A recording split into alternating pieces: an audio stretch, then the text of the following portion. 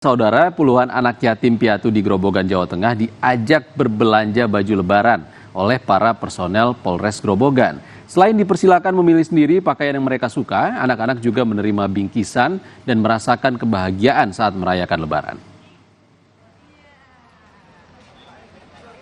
Jelang Idul Fitri, para personel Polres Grobogan disibukkan dengan pengamanan perjalanan mudik warga. Meski demikian, mereka masih menyempatkan diri mengukir bahagia di wajah puluhan anak yatim. Sebanyak 25 anak yatim dibawa ke sebuah pusat perbelanjaan membeli baju baru untuk lebaran. Para perwira dan ibu-ibu anggota Bayangkari mendampingi anak-anak berkeliling dan memilih baju yang mereka suka. Tidak hanya dibelikan baju lebaran, anak-anak juga mendapat bingkisan dan uang saku. Semua perhatian dan kepedulian ini diharapkan membuat anak-anak merasakan kebahagiaan lebaran.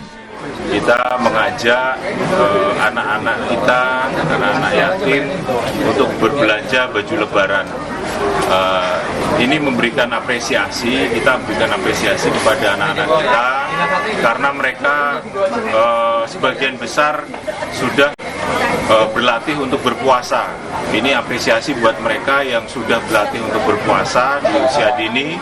Mudah-mudahan mereka nanti ke depan menjadi pribadi-pribadi yang lebih baik lagi.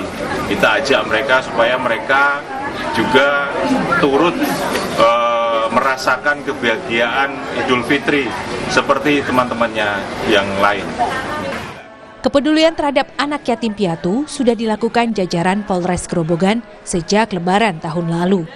Kegiatan semacam ini diharapkan bisa diduplikasi oleh warga lain agar makin banyak anak yatim piatu yang membawa kebahagiaan Lebaran hingga dewasa kelak. Rifai Handoko, Kompas TV, Grobogan, Jawa Tengah.